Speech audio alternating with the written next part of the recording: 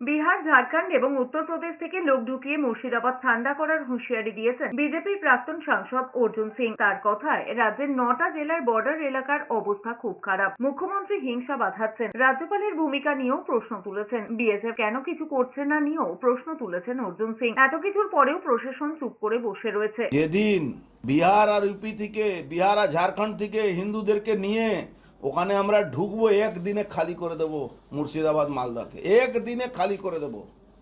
ভোলা জলে মাছ ধরতে চাইছে বিজেপি, পাল্টা আক্রমণ করেছেন ফিরহাদ হাকিম। রাজ্য প্রশাসন পরিস্থিতি নিয়ন্ত্রণে আনতে পারে। নিশ্চিতভাবে কিছু মানুষ আক্রান্ত হয়েছেন, কিন্তু তা নিয়ে এখন রাজনীতি করার সময় নয়। নিশ্চিতভাবে এখানে